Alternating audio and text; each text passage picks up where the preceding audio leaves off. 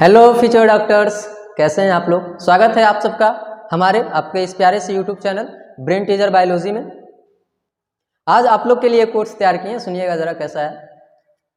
ये हौसले भी किसी डॉक्टर से कम नहीं होते, ये हौसले भी किसी डॉक्टर से कम नहीं होते, हर तकलीफ में ताकत की दवा देते हैं।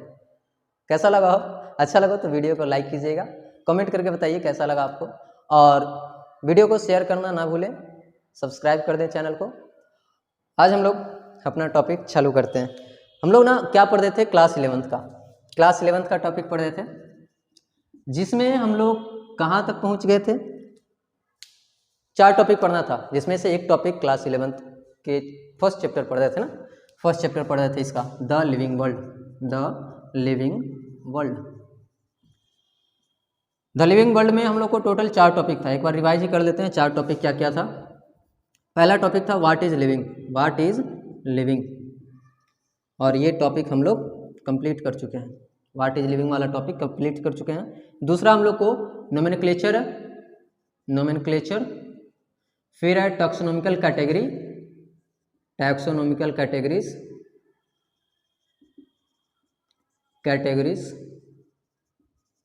फिर है इसके बाद taxonomical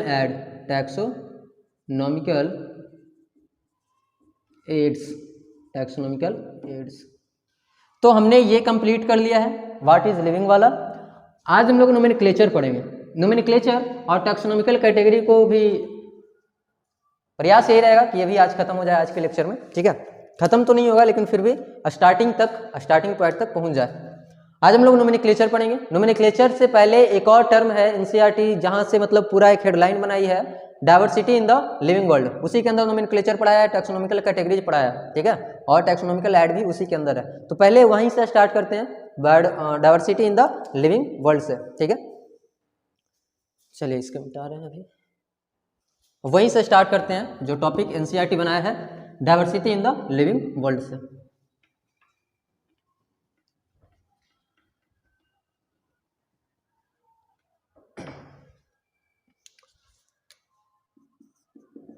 diversity in the living world, ये एनसीईआरटी का हेडिंग है, diversity in the living world. इसमें हम लोग पहला जो टर्म सीखेंगे diversity in the living world में, पहला टर्म इसी के बारे में सीखेंगे। डाइवर्सिटी का मतलब क्या होता है। वैसे तो अगर हिंदी में इसको बोला जाए तो डाइवर्सिटी का मतलब होता है विविधता। क्या होता है? विविधता। अगर ये भी नहीं समझ में आया तो फैलाव, ठीक है, ये होता है। तो इसमें पहला टर्म आएगा डाइवर्सिटी में बायोडाइवर्सिटी। हम लोग चूंकि बायोलॉजी पढ़ रहे हैं तो सारे चीज़ का डाइवर्सिटी नहीं पढ़ेंगे। डाइवर्सिटी तो हर चीज़ का होगा, लिविंग थिंग का भी होगा डाइवर्सिटी, नॉन लिविंग थिंग का भी होगा डाइवर्सिटी, कार का डाइवर्सिटी है, बस का डाइवर्सिटी। डाइवर्सिटी का मतलब होता है वेराइटी।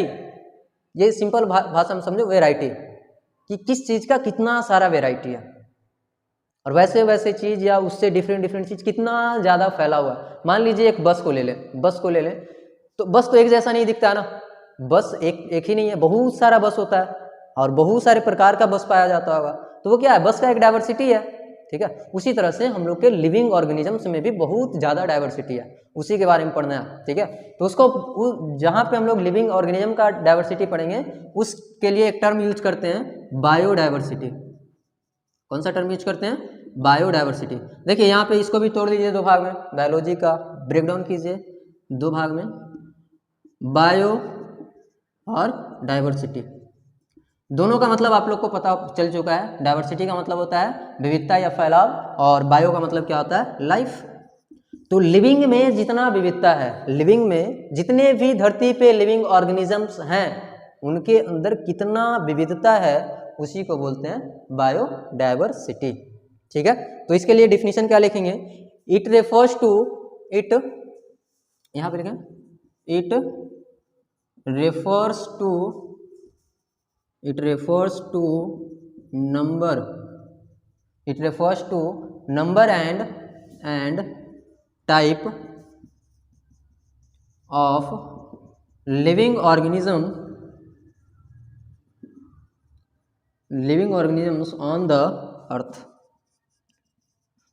पूरे धरती पे कितने नंबर में लिविंग ऑर्गेनिजम्स प्रेजेंट है और कितने प्रकार के हैं, उन सब को किसके अंदर पढ़ते हैं? बायोडायवर्सिटी के अंदर पढ़ते हैं। ठीक है, वैसे ये जो जितने भी लिविंग ऑर्गेनिज्म हैं अर्थ पे, जितने भी लिविंग ऑर्गेनिज्म हैं वो डिफरेंट होते हैं। Living organisms, all living organisms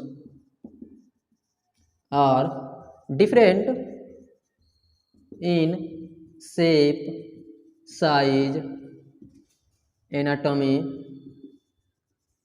morphology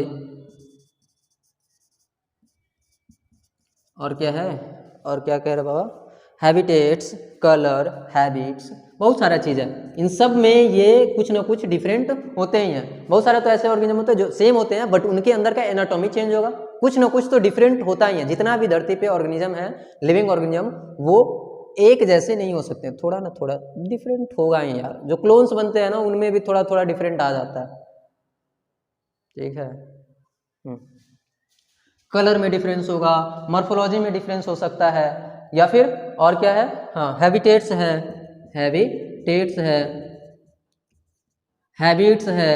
ठीक है, तो इन सब में डिफरेंस आते हैं। जितने भी लिविंग ऑर्गेनिज्म हैं उनके अंदर कुछ ना कुछ में डिफरेंस तो होता ही है। ठीक है, अब एनसीईआरटी क्या कहता है? एनसीईआरटी के हिसाब से बायोडायवर्सिटी जो है, एनसीईआरटी के हिसाब से बायोडायवर्सिटी में कि उनका कहना है कि धरती पे टोटल अभी तक पूरे अर्थ पे 1.7 टू 1.8 मिलियन के रेंज में स्पीसीज का डिस्कवरी किया गया है।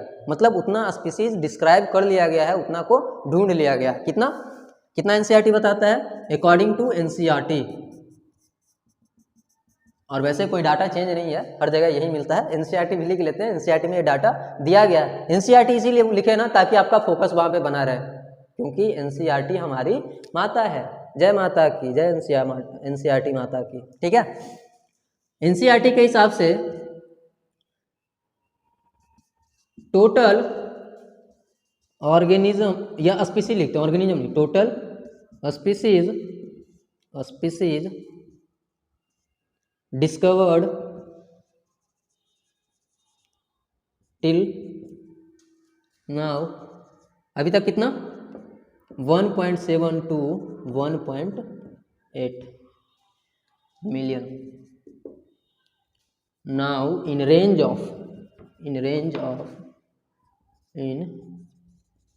इन इंग्लिश में थोड़ा गड़बड़ी हो सकता है। ठीक है, समझने का समझ गया ना। 1.7 टू 1.8 मिलियन स्पीसीज का डिस्कवरी अब तक पूरे अर्थ पे हो चुका है।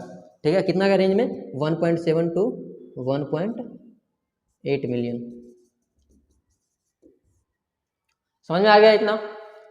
लेकिन एक साइंटिस्ट जो है ना, उनका कहना है, मतलब ये तो खोज हो गया, इतना डिस्कवरी हो गया, लेकिन एक साइंटिस्ट है, उनका नाम है रॉबर्ट मे। उनका नाम कहाँ लिख लें? यहीं पे लिख लेते हैं नीचे में, रॉबर्ट मे। इनका एस्टिमेट लगाया गया है, मतलब इनका कहना है, ये अपना एक अनुमान लगाए हैं, किसी बेसिस पे लगाए हैं। वो बेसिस पढ़ना है। अरे बाबा ये भी पढ़ना है, 12th का एक चैप्टर आएगा, बायोडायवर्सिटी एंड इट्स कंजर्वेशन। ये टर्म दिख रहा है ना, इसका एक चैप्टर है बायोडायवर्सिटी एंड इट्स कंजर्वेशन। तो वहाँ पे पढ़ना है कि रॉबर्ट मे ने किसी बेसिस पे एक एस्टिमेट लगाया, एक अनुमान लगाया कि धरती पे टोटल स्पीसीज का संख्या लगभग 7 मिलियन है, मतलब 70 लाख स्पीसीज है। ठीक है, इनका एस्टिमेट क्या है? इनका एस्टिमेट है ये, मतलब करेक्ट डाटा नहीं है, फिर भी इनका एस्टिमेट है, इनका मानना है ऐसा, इन्होंने एक अनुमान लगाया है जिसको मतलब बहुत सारे लोग मानते हैं। ठीक है, तो इनका एस्टिमेट कितना है? 7 मिलियन स्पीसीज। याद रहेगा, 12th का भी एक बात याद हो गया यहाँ पे। ठीक है, टोटल अभी तक डिस्कवर कितना गया है स्पीसीज? कितना स्पीसीज डिस्कवर किया गया है? 1.7 टू 1.8 मिलियन। रॉबर्ट मे का क्या कहना है? रॉबर्ट मे का मानना है ऐसा, उनका एक अनुमान है कि धरती पे टोटल 7 मिलियन स्पीसीज हैं जो अब तक ढूंढा नहीं गया है। ठीक है, अब इसके बाद पढ़ना है एक और नया टर्म है सिस्टमैटिक्स। पहले इसको नोट कर लीजिए, नोट्स बना रहे हैं ना, अच्छे से अच्छे ढंग से नोट बनाइएगा ताकि आगे भी आपको काम में आए। ठीक है, हो गया नोट? चलिए इसको इरेज करते हैं, और इसके बाद एक और नया टर्म है इसी के अंदर, सिस्टमैटिक्स। नया टर्म कौन सा है? सिस्टमैटिक्स।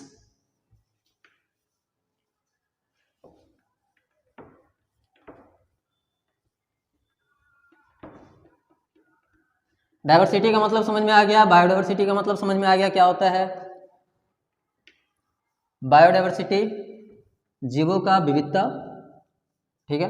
अब वो कितना जीव अब तक ढूंढा गया, 1.7 टू 1.8 मिलियन, उतना जीव नहीं, उतना स्पीसीज ढूंढा गया है, उतना स्पीसीज मतलब उतना प्रजाति ढूंढा गया अभी तक। और कितना स्पीसीज ढूंढना और बाकी है,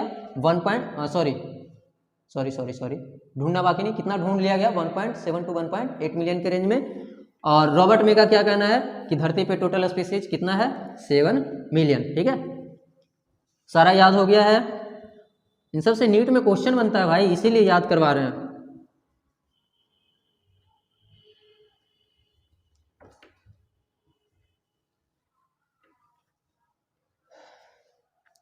इसके बाद नया टर्म क्या है, सिस्टमैटिक्स।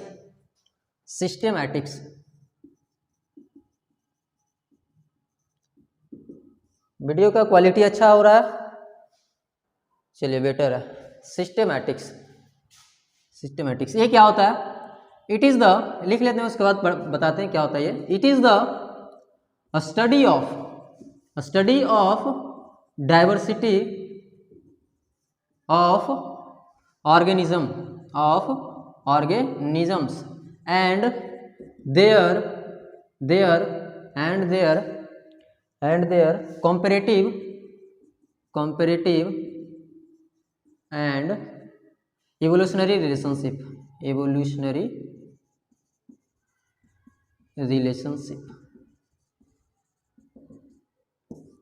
देखिएगा ये कहना क्या चाह रहा है, सिस्टमेटिक में हम लोग को क्या क्या स्टडी करना है। डाइवर्सिटी के बारे में तो हम लोग किसमें स्टडी कर लेते हैं, बायोडाइवर्सिटी में स्टडी कर लेते हैं कि कितना फैलाव है, कितना फैला हुआ है। लेकिन यहाँ सिस्टमैटिक्स में डाइवर्सिटी के साथ साथ, बायोडाइवर्सिटी के साथ साथ यहाँ पे और क्या स्टडी करते हैं, इनके कॉम्पेरेटिव और इवोल्यूशनरी रिलेशनशिप के बारे में स्टडी करते हैं। मतलब ये कि कोई अगर इंसान है, हम लोग इंसान है, तो ये इंसान बना कहाँ से, ये इंसान कहाँ से आया होगा, हम लोग जानते हैं, कुछ बता देते हैं, चिंपैंजी से आए हैं हम लोग या बंदर से बने हैं, ठीक है। वो चिंपैंजी कहाँ से बना होगा, तो ये क्या है, इसका इवोल्यूशनरी रिलेशनशिप है, इंसान का इवोल्यूशन हुआ है, विकास हुआ है। मतलब मान लीजिए कि बंदर हो गए, यहाँ पे बंदरों में विकास हुआ तो इंसान बन गए, लेकिन कुछ ऐसे ही बंदर थे जो बंदर ही रह गए। तुम लोग के बारे में नहीं कह रहे हैं, कुछ ऐसे ही बंदर थे वो बंदर भी रह गए, ठीक है, और कुछ इंसान भी बन गए। तो यहाँ पे भी इवोल्यूशन हुआ है, यहाँ पे इवोल्यूशन हुआ है, और इनके बीच का जो रिलेशनशिप है, इवोल्यूशनरी रिलेशनशिप है, और इनका जो डाइवर्सिटी है, वो सब अगर एक साथ मिला के पढ़ें, तो उसको क्या बोलते हैं, सिस्टमैटिक्स। फिर से एक बार सुनिएगा, बायोडाइवर्सिटी और इवोल्यूशनरी रिलेशनशिप अगर दोनों एक साथ लेकर पढ़ा जाए तो उसी को क्या बोलते हैं, सिस्टमैटिक्स बोलते हैं।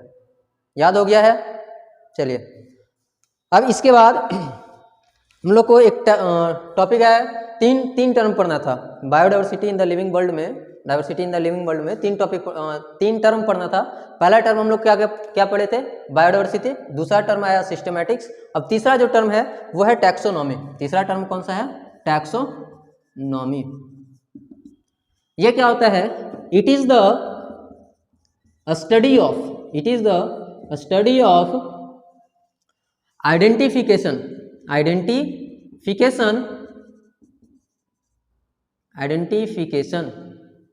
मीनिंग क्या है, सीतैसी identification. It is the study of identification, categorization या क्लासिफिकेशन उसको बोलेंगे, क्लासिफिकेशन एंड नोमेनक्लेचर।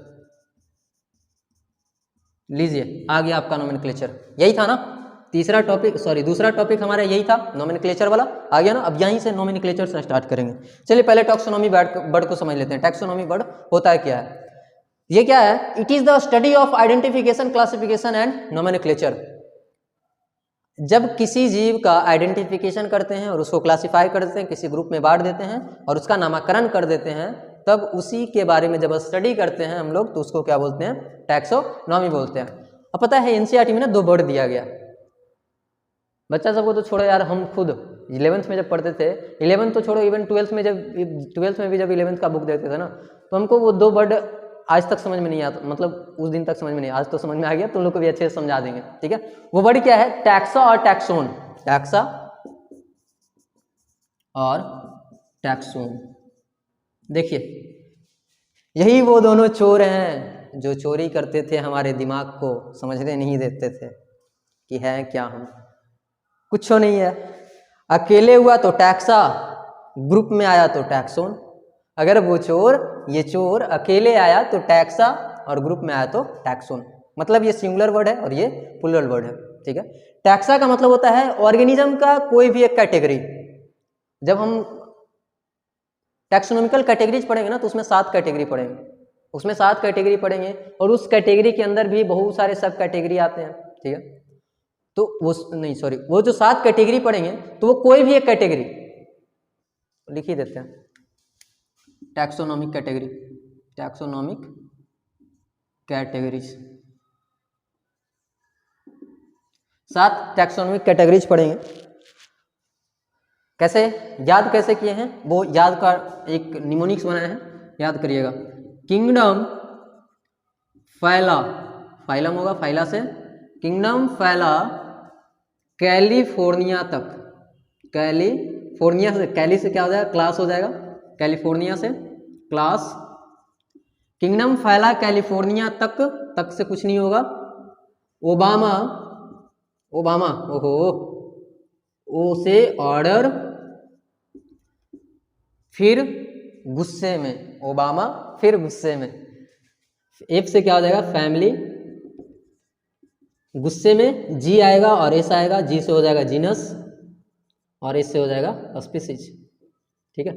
तो ये है 7 कैटेगरीज, ये है 7 टैक्सोनॉमिक कैटेगरीज। इनमें से कोनो एक को ले लो, कोई भी एक कैटेगरी को क्या कर सकते हैं हम लोग, टैक्सा कर सकते हैं या टैक्सोन।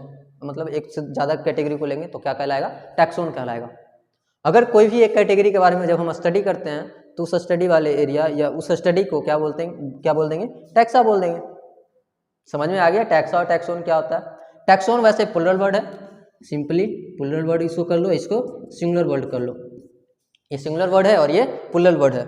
इसका मतलब क्या होता है टैक्सा का, हमारे टैक्सोनॉमिक कैटेगरीज का कोई भी एक कैटेगरी जिसके बारे में हम स्टडी करेंगे या कोई भी एक कैटेगरी, उसको क्या बोल देंगे, टैक्सा बोल देंगे, सिंपल। टैक्सोनॉमिक कैटेगरीज का कोई भी एक कैटेगरी क्या कहलाएगा, टैक्सा कहलाएगा, ठीक है। कोई दिक्कत अब इसमें, यही 2 चोर थे जो हमारे दिमाग चोरी करते थे, लेकिन अब पकड़े गए हैं। पकड़ में आ गया ना, धुनाई उनाई नहीं करना है भाई, बस अपना दिमाग वापस ले लेना उससे, ठीक है। अब इसको नोट कर लीजिए, ये हमारा हो गया टैक्सो। अच्छा, इसमें और भी चीजें बच गया है अभी। टैक्सोनॉमी का जो फादर है, एनसीईआरटी लिखता है, इसका नाम दिया गया कार्लस लिनस, बहुत ही महान साइंटिस्ट हमारे इस जीव जगत के, कार्लस लिनस, उनका नाम अभी और आगे आएगा। तो वो फादर थे टैक्सोनॉमी का, पिताजी, पप्पा जी ऑफ टैक्सोनॉमी, फादर ऑफ, अच्छा नहीं लग रहा है ना, पप्पा जी कर दें, ले गधा, पप्पा जी ऑफ टैक्सोनॉमी, लो पप्पा जी ही कर दिया, पप्पा जी नहीं हुआ, पप्पा हुआ सिर्फ, पप्पा जी ऑफ टैक्सोनॉमी। कौन थे, कार्लस लिनस। सी लिनस लिखते हैं उनको शॉर्ट में, सी लिनस नहीं, हम फुल नेम लिखेंगे कार्लस। भैया हमारा मीनिंग थोड़ा गड़बड़ है उनका में, ठीक है ना, देख लेते हैं। कार्लस लिनस, हाँ चलिए, मीनिंग सही हो गया, कार्लस लिनियस। ये थे पप्पा जी ऑफ टैक्सोनॉमी। टैक्सोनॉमी के पप्पा जी कौन थे, कार्लस लिनियस। इनका नाम अभी और आएगा, टेंशन वाली बात नहीं है, ठीक है। तो ये हो गया हमारा 3 टर्मिनोलॉजी जो था diversity in the living world में, कौन कौन सा, biodiversity, systematics, taxonomy. I hope कि पूरा क्लियर हो गया होगा ये, ठीक है। अब इसके बाद हम लोग स्टार्ट करेंगे नोमेनक्लेचर, इसके बाद नोमेनक्लेचर स्टार्ट करेंगे। नहीं, सबका पहले डिफिनीशन देख लें, डिफिनीशन सबका देख लें, क्योंकि आप लोग के नोट में डिफिनीशन होना जरूरी है, क्योंकि डिफिनीशन से ही तो सर कॉपी अच्छा लगता है, चमकता है कॉपी, तक डिफिनीशन से कॉपी चमकता है। कॉपी को नहीं भाई, अभी अभी अभी अभी नोट्स बनाओ, अच्छे से नोट्स बनाओ, ठीक है। पहली बार अगर पढ़ रहे हो तो अच्छे से नोट्स बनाओ, अगर रिपीट कर रहे हो तो फिर ऊपर नीचे कर दो, ठीक है। तो यहाँ से हम लोग क्या बनाएंगे, इसका आइडेंटिफिकेशन, क्लासिफिकेशन और नोमेनक्लेचर का पहले 2-2 लाइन का डिफिनीशन है, ज़्यादा नहीं है, सबका 2-2 लाइन का डिफिनीशन देख लेते हैं। मिटा दे, नोट कर लिए हो वो वाला टैक्सोनॉमिक कैटेगरी वाला अभी और पढ़ना है, आगे आएगा। जब नोमेनक्लेचर खत्म कर लेंगे तब उसी पे आएंगे टैक्सोनॉमिक कैटेगरीज पे, हर एक कैटेगरी के बारे में अच्छे से बताएंगे, ठीक है। चलिए 1 2 3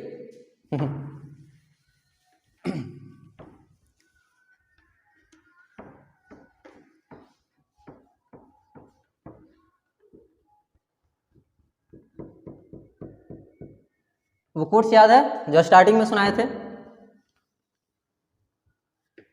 ये हौसले भी किसी डॉक्टर से कम नहीं, रिपीट, ये हौसले भी किसी डॉक्टर से कम नहीं, हर तकलीफ में ताकत की दवा देते हैं। वाह वाह, कर दिया करो यार कमेंट में सर आज कुछ ज़्यादा ही हो रहा है, नहीं मज़ा आता है थोड़ा, मज़े भी करना चाहिए। कितना पढ़ोगे भाई, अगर ऐसे ही कंटिन्यू लेक्चर लेते रहे ना तो पता चलेगा कि बच्चा खराटा ले रहा है, मास्टर बोर्ड पे पढ़ाया जा रहा है। क्या बोलते हो, सही बोल रहे हैं?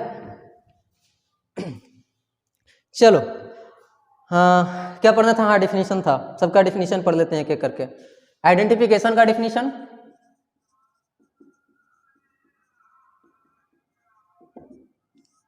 कॉपिया से देख के लिख लेना भाई, सब डिफिनीशन चलता है यार।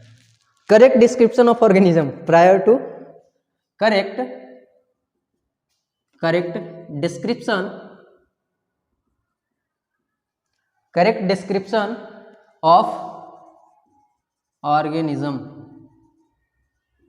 Prior to nomenclature.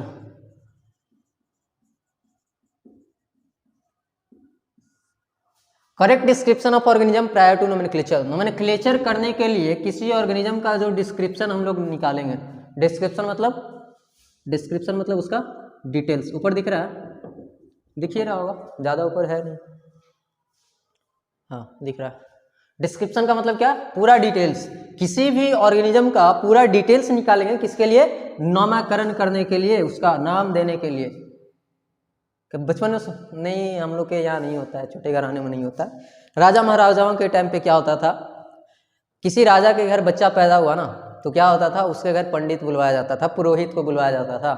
अभी भी बहुत लोगों के यहाँ होता है कि पंडित नामकरण करते हैं। तो क्या होता था, पहले उस बच्चे का पूरा जन्म कुंडली बनाया जाता था, पूरा जन्म कुंडली देखा जाता था, उसके हिसाब से उसका नाम रखा जाता था। आइडेंटिफिकेशन भी कुछ वही है, नाम रखने के लिए पहचान होना ज़रूरी है, नाम रखने के लिए उसका पहचान होना जरूरी है, उसके बारे में पूरा डिटेल्स होना जरूरी है। वही डिटेल्स किसके अंदर पढ़ते हैं हम लोग? आइडेंटिफिकेशन के अंदर, ठीक है। या फिर उसी को क्या बोल देते हैं? आइडेंटिफिकेशन बोलते हैं। किसी चीज़ का जब डिटेल्स मिल जाता है तो क्या बोलते हैं? उसको हम पहचान जाते हैं, ठीक है। दूसरा डिफिनीशन आएगा हमारा classification.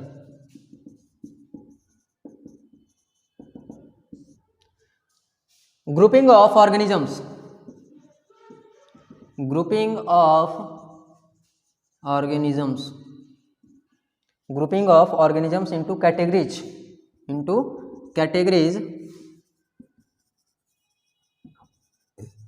on the basis of similarities and dissimilarities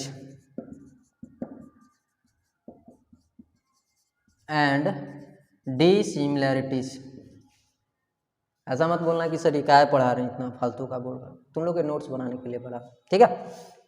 similarities and dissimilarities, organisms को अलग अलग कैटेगरीज में ग्रुपिंग करना। क्या बोल रहा है यहाँ पे? Grouping of organisms into categories, organisms को अलग अलग कैटेगरीज में ग्रुपिंग करना, किसके बेसिस पे? उनके सिमिलैरिटीज और डिसिमिलैरिटीज के बेसिस पे। इसी को क्या बोलते हैं? क्लासिफिकेशन। सर स्लो मोशन हो गया, थोड़ा फास्ट। किसी भी ऑर्गेनिज्म को उसके सिमिलैरिटीज और डिसिमिलैरिटीज के बेसिस पे उसको क्लासिफिकेशन करना, उसका मतलब अलग अलग ग्रुप में उसको क्लासिफाई करना, यही क्या कहलाता है? क्लासिफिकेशन कहलाता है। जैसे एक एग्जाम्पल लेते हैं, मान लीजिए कोई स्कूल चल रहा है, मान लीजिए कोई एक बड़ा सा स्कूल है, उस स्कूल में टोटल 200 विद्यार्थी हैं, टोटल 200 विद्यार्थी। तब 200 विद्यार्थी को तो हम लोग एक जगह ग्राउंड पे बिठा नहीं सकते, तो उसके लिए क्या करेंगे, उनमें सिमिलैरिटीज और डिसिमिलैरिटीज देखेंगे। तो उनमें सिमिलैरिटीज क्या दिखा कि 50 बच्चा जो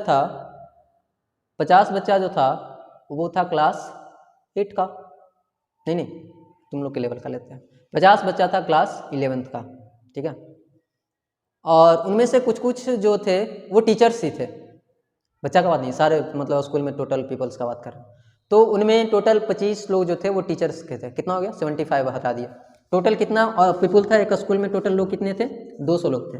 तो 200 लोग को मतलब कि अलग अलग कैटेगरी, मतलब कि हमको अलग अलग बिठाना है, तो उनमें क्या देखेंगे हम, सिमिलैरिटीज और डिसिमिलैरिटीज देखेंगे। तो इनमें से दिखा हमको कि इनमें से जो 50 बच्चा है वो क्लास 11th का है, इनमें से 25 टीचर्स हैं, तो इनको एक ग्रुप में रखेंगे। इनमें से 100 जो हैं ये 12th के हैं, और इनमें से बचे अब कितना बच गया भाई, 75 बच गया। इनमें से जो 75 हैं ये डॉक्टर बनने वाले हैं, ये डॉक्टर्स हैं, डॉक्टर बनने वाले हैं, डॉक्टर्स ही बोल लो, MBBS स्टूडेंट है, चलो ठीक है। तो यहाँ पे 11th वालों को अलग कर देंगे, टीचर्स को अलग कर देंगे, 12th वालों को अलग कर देंगे, और डॉक्टर साहब को अलग कर देंगे। तो क्या हो गया, 200 लोगों का कैटेगराइज कर दिए। तो हमारी धरती पे तो लाखों में है, स्पीसीज लाखों में है, तो जो ऑर्गेनिजम्स होगा वो करोड़ों में होगा, इसीलिए उनको भी क्लासीफाई करके रखना पड़ता है, क्लासिफिकेशन उनका भी करना पड़ता है। क्योंकि इनको क्लासिफिकेशन कर दिए हैं, इनका क्लासिफिकेशन कर दिए हैं, तो सबके बारे में जानना अब आसान हो जाएगा, ठीक है। नहीं तो अगर एक ही साथ गैदरिंग करके अगर हम सबसे पूछने लगते तो 200 लोगों से पूछना पड़ता। अब एक ही बार बोले कौन डॉक्टर साहब हैं वो हाथ उठाएं, कौन 12th वाले हैं वो हाथ उठाएं, कौन 11th वाले हैं वो हाथ उठाएं, और कौन टीचर्स है वो हाथ उठाएं, सब अपना अपना अलग अलग बढ़ जाए। तो क्या हो गया, क्लासिफिकेशन हो गया। अब उनके बारे में जानना आसान हो जाएगा, ये इधर वाले डॉक्टर साहब हैं, इधर वाले 12th वाले बच्चे हैं, इधर वाले 11th वाले बच्चे हैं, और इधर हमारे टीचर बैठे हैं। तो क्लासिफिकेशन किस लिए किया जाता है, ताकि चीज़ों के बारे में जानना हम लोग को आसान हो जाए, ठीक है, इसलिए क्लासिफिकेशन किया जाता है। और वो क्लासिफिकेशन सिमिलैरिटीज और डिसिमिलैरिटीज के बेसिस पे किया जाता है। समझ में आ गया? अबे इतना भी तो नहीं, इतना में भी अब नहीं समझ में आया तो क्या करें, पता पटक ले? नहीं सर, एक बार और, नहीं रहने दो, प्रीव्यू करके देख लेना। अब क्लासिफिकेशन हो गया, अब हमारा मेन टॉपिक आएगा नोमेनक्लेचर। तीनों का डिफिनीशन देख ही लिए हैं, 2 का डिफिनीशन देख लिए, अब नोमेनक्लेचर आएगा तो उसको फिर कंटिन्यू कर देंगे नोमेनक्लेचर को, ठीक है। मिटा दे, नोट डाउन हो गया है, चलो।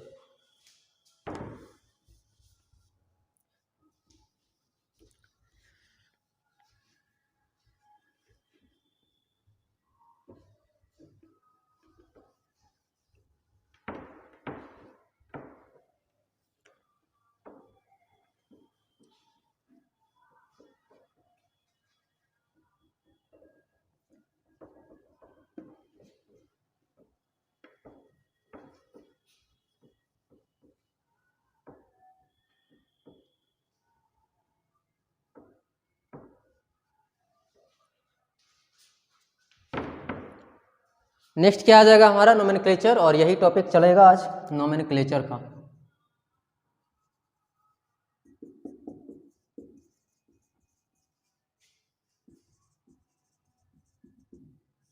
नोमेनक्लेचर क्या होता है? Scientific naming of organisms.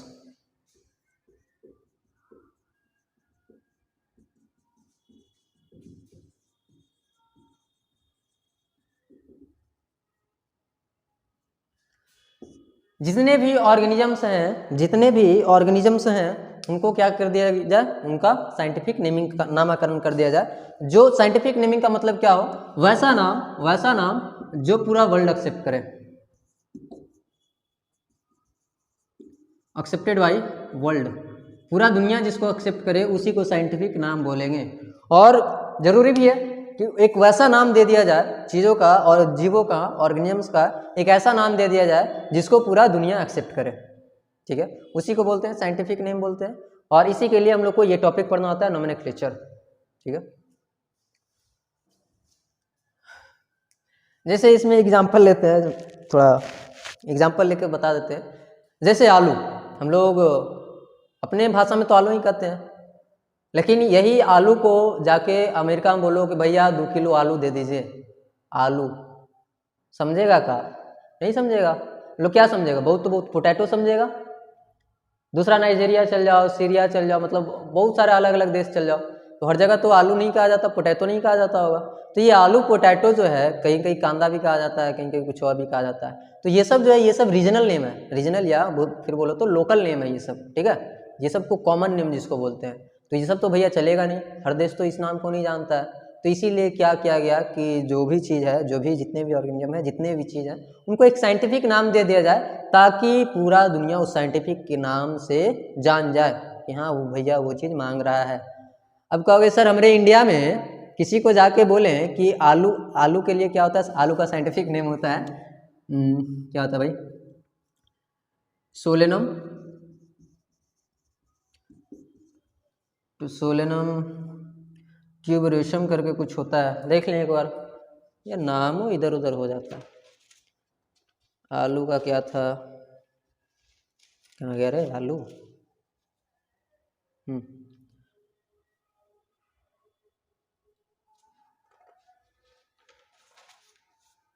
Solanum tuberosum सही था, हमको याद था, देखो ट्यूबेरोसम, ट्यूबेरोसम, सोलेनम ट्यूबेरोसम, ये आलू का देखो साइंटिफिक नाम है, याद तक नहीं रहता है। अब जाओ सब्जी वाले के यहाँ या किसी किराना दुकान के पास, जो भैया पढ़े लिखे लोग नहीं होते, हमारे गांव में तो मतलब हमारे इंडिया में तो यही होते हैं, यही सब लोग होते हैं ना, कि जो पढ़े लिखे नहीं होते हैं वो मजबूरी में अपना सब्जी वगैरह बेचते हैं। तो उनके पास जाओ आलू लेने, कहो भैया 2 केजी सोलेनम ट्यूबेरोसम दे दीजिए, हैं ऐसे करेगा, हैं क्या दे, क्या चाहिए तुमको? 2 केजी ट्यूबेरम सॉरी सोलेनम ट्यूबेरोसम दे दीजिए, नहीं है, जाइए, नहीं मिलेगा ना। तो मतलब कि ये जो है ये पढ़े लिखे लोगों के लिए भाई, हम लोग को तो यहाँ लोकल भाषा ही बोलना पड़ेगा। क्या बोलना पड़ेगा? आलू, भैया 2 केजी आलू दे दीजिए। बहुत तो बहुत लोग पोटैटो समझ जाते हैं, ठीक है, नहीं तो आलू ही बोलना पड़ता है हम लोग को। तो ये सब कहाँ एक्सेप्ट किया जाएगा? इंटरनेशनल लेवल पे। इंटरनेशनल लेवल पे जो लोग मतलब स्टडी वगैरह करते हैं, जो साइंटिस्ट होते हैं ना, उनके लिए ये सब वर्ड सही होता है। हम लोग तो पढ़ने वाले हैं, तो हम लोग के लिए भी ये सब वर्ड जानना जरूरी होता है, ठीक है। नोमेनक्लेचर में हम लोग बाइनोमियल नोमेनक्लेचर पढ़ेंगे, बाइनोमियल नोमेनक्लेचर। कौन सा नोमेनक्लेचर पढ़ना है? बाइनोमियल नोमेनक्लेचर, बाइनोमियल नोमेनक्लेचर, सही लिखा है ना, ठीक है। बाइनोमियल, देखिए बाई का मतलब 2 होता है, नोमियल का मतलब नेम, 2 नामों से मिलके बना होगा। ये हम जो नोमेनक्लेचर करेंगे, जो साइंटिफिक नेमिंग रखेंगे, वो 2 नामों से मिलके बना होगा, 2 वर्ड से मिलके बना होगा, ठीक है। इसीलिए इसको क्या बोल रहे हैं? Binomial nomenclature. बाइनोमियल नोमेनक्लेचर में 2 कौन कौन सा चीज आएगा? पहला आएगा जीनस, पहला वर्ड आएगा जीनस, और दूसरा वर्ड आएगा, या जेनरा बोलते हैं, एनसीईआरटी इसको जेनरा लिखता है, जेनरा। और दूसरा वर्ड आएगा specific epithet, specific epithet. NCERT यही लिखता है, हम भी यही लिखे, क्या करें, एनसीईआरटी का, एनसीईआरटी हमारी माता है, एनसीईआरटी माता की जय, ठीक है। एपिथेट का मतलब क्या होगा? एपिथेट का मतलब होता है गुण, स्पेसिफिक मतलब समझ रहे हो, कोई एक यूनिक सा गुण, ठीक है।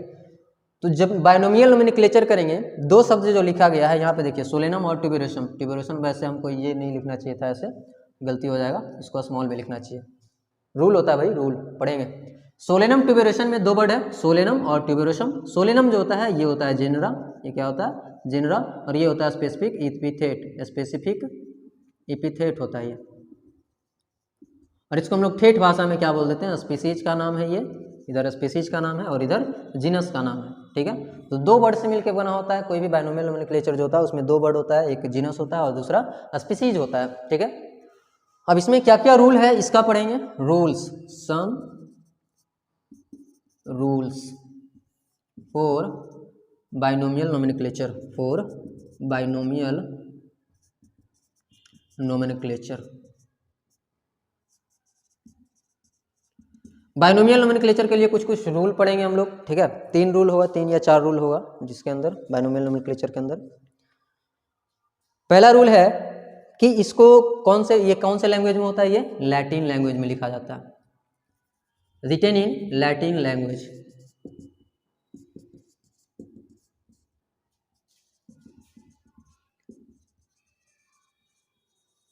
Written in Latin language. Sorry रुक जा रे बाबा, पहले ना इतना नोट करो, पहले इतना नोट कर लो, उसके बाद बताते हैं। इतना नोट कर दो, उसके बाद बोर्ड खाली हो जाएगा तो बताने में अच्छा लगेगा। हो गया है, चलिए नोट करते हैं।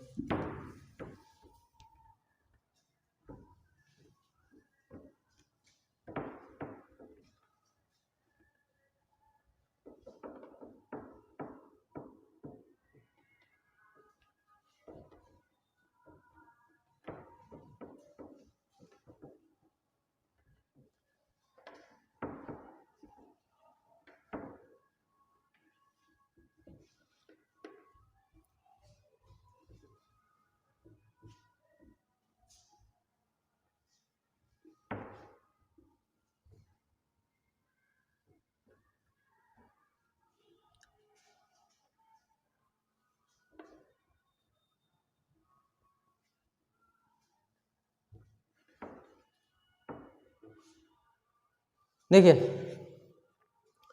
कौन सा पढ़ रहे थे, binomial nomenclature.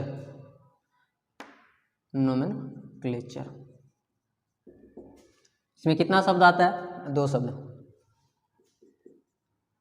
Name given by 2 words, first is genus, second is species. Simple. दूसरा कौन सा हो जाएगा, स्पीसीज। पहला जीनस होगा, दूसरा स्पीसीज होगा। ठीक है, अब यहाँ पे कुछ यूनिवर्सल रूल दिया गया, universal rules for binomial nomenclature. Binomial को सिंपल लिखें, शॉर्ट फॉर्म में बी। ठीक है, universal rules for binomial nomenclature. पहला रूल तो यही है कि ये लैटिन लैंग्वेज में होगा। किस लैंग्वेज में होगा, इन लैटिन लैंग्वेज।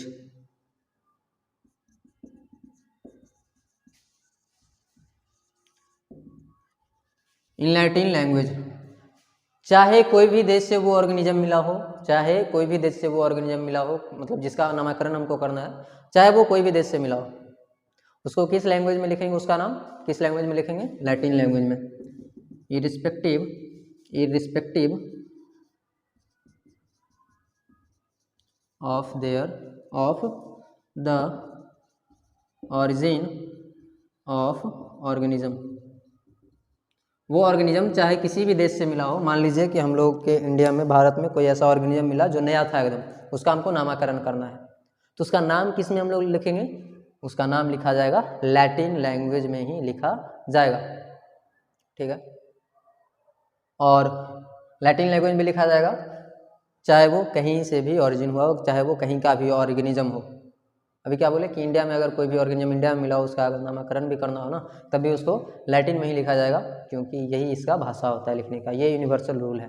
ठीक है, और दूसरा क्या हो जाएगा, जब हम लोग लिखेंगे इसको, टाइपिंग करेंगे या कंप्यूटर में लिखेंगे, तो क्या किस में लिखेंगे, written in italics font. Italics का मीनिंग सही लिखे है ना, इटैलिक मीनिंग का इधर उधर है, इटैलिक फॉन्ट किस में लिखा जाएगा, इटैलिक फॉन्ट में लिखा जाएगा। इटैलिक फॉन्ट जो तिरछा लिखा था ना, जैसे ऐसे, इटैलिक थोड़ा नहीं हुआ, थोड़ा सा तिरछा होता है। ये इटैलिक फॉन्ट जो होता है ना, थोड़ा सा टेढ़ा सा होता है, उसी को बोलते हैं। ठीक है, तो जब भी लिखेंगे कंप्यूटर में, जब भी लिखेंगे तो किसके फॉर्म में होना चाहिए, इटैलिक फॉन्ट में होना चाहिए वो। ठीक है, जब इसको कॉपी में हम लोग लिखेंगे, जब हम लोग कॉपी में लिखेंगे, जैसे अभी नोट करोगे तुम लोग कॉपी में, तो वो कैसे लिखोगे,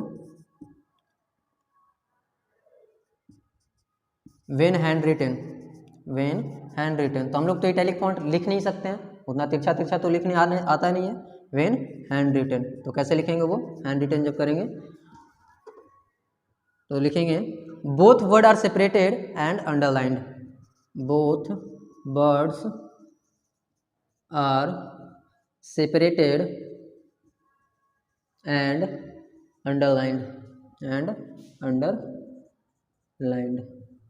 दोनों का दोनों वर्ड जो है उसको सेपरेट करके लिखेंगे और उसको अंडरलाइन करेंगे। जैसे एक एग्जांपल लेके देखते हैं, मैंजी फेरा इंडिका, दोनों अलग अलग लिखा गया है और दोनों को अंडरलाइन करेंगे। ठीक है, और भी रूल्स है इसमें। रूल्स क्या है इसमें, तो ये तो पता चल गया कि पहला वर्ड कौन सा हो जाएगा, जीनस हो जाएगा। पहला जो वर्ड मिलेगा ये इसका जीनस है और दूसरा जो वर्ड मिलेगा वो स्पीसीज होता है। ठीक है, तो इसका और रूल क्या होता है कि जो जीनस लिखा जाएगा, फर्स्ट वर्ड जीनस, इसको ब्रैकेट में रखेंगे, फर्स्ट वर्ड जीनस होता है, किसमें लिखा जाएगा, starts with capital letter, capital letter, capital letter से स्टार्ट होगा। ये पहला वर्ड जो जीनस है वो किससे स्टार्ट होगा, कैपिटल लेटर से। और दूसरा वर्ड, सेकेंड वर्ड कौन होता है, स्पीसीज होता है। ये किससे स्टार्ट होगा, starts with small letter, letter है, लेटर कौन सा लेटर होगा भैया, ये वाला होगा, यहाँ गलती हो गया, यही होगा ना लेटर, LATT या लेटर, लेटर मतलब अक्षर। तो पहला जो वर्ड होगा जीनस वो किससे स्टार्ट होगा, कैपिटल लेटर से स्टार्ट होगा, यहाँ दिख रहा होगा कैपिटल लेटर से स्टार्ट किए हैं। और जो दूसरा वर्ड स्पीसीज है वो किससे स्टार्ट होगा, स्मॉल लेटर से स्टार्ट होगा। ठीक है, इतना समझ में आ गया। बायनोमियल नोमेनक्लेचर में इतना ही पढ़ना है। अब कुछ लिखवा दिया जाए, कुछ कॉमन नाम और उसका साइंटिफिक नेम लिख दिया जाए। चलिए जल्दी जल्दी से लिखिएगा तो क्या क्या हो जाएगा, नोट कर लिया है ना।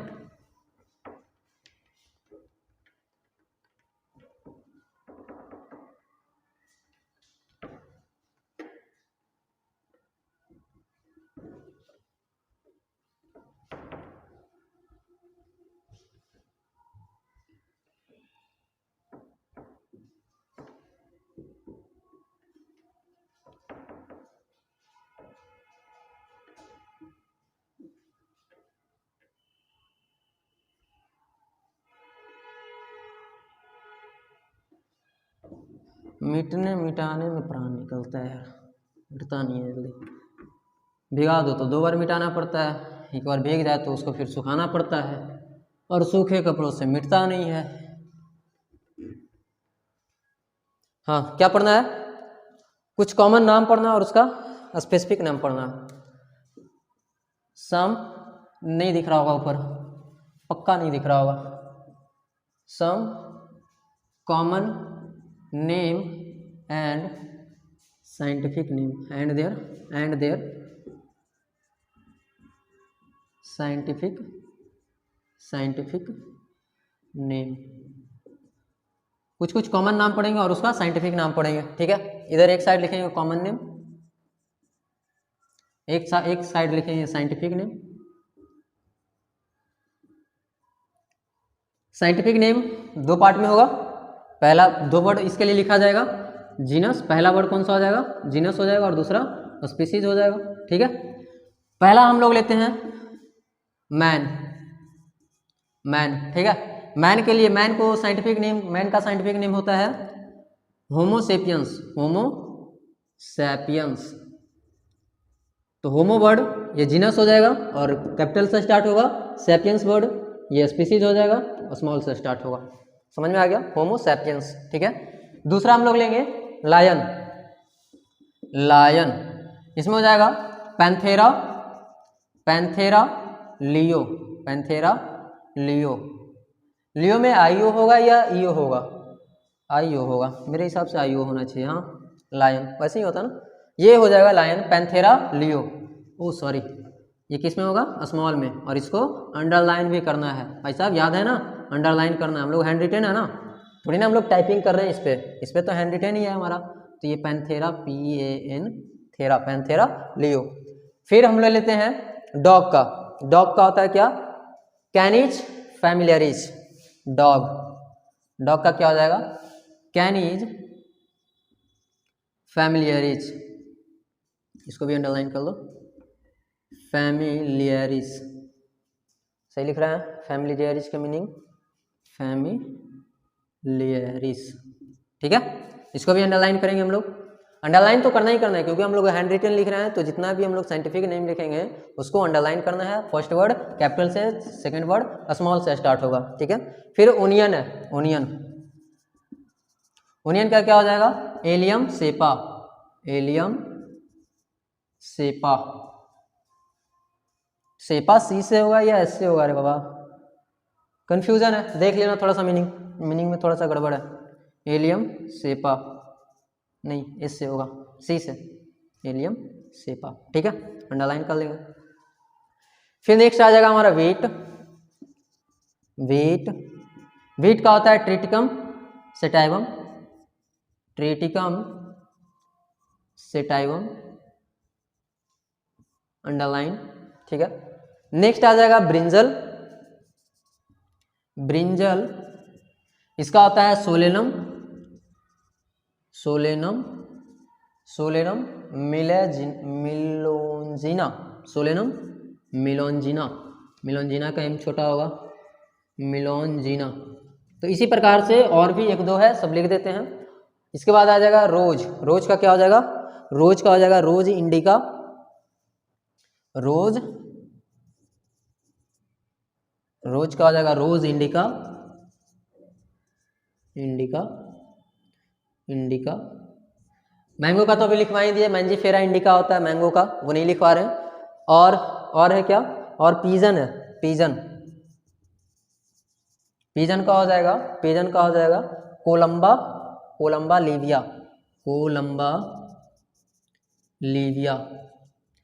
ये सब नाम बहुत ही मतलब काम का है, नाम ऐसे ही फालतू का नहीं लिखवा रहे, नाम बहुत ही काम का है। बहुत सारा ऐसा ऐसा एग्जाम्पल देगा ना एनिमल किंगडम से, वो मतलब कि एनिमल किंगडम से डायरेक्ट नाम पूछ के ना, पीजन ना पूछ के क्या पूछ देगा?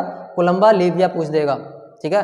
तो ये सब जो साइंटिफिक नेम है ना, वो भी एग्जाम में, नीट के एग्जाम में ऑप्शन में दे दिया जाता है। रियल नेम, कॉमन नेम की जगह पे बायोलॉजिकल नेम पूछ दिया जाता है, साइंटिफिक नेम पूछ दिया जाता है।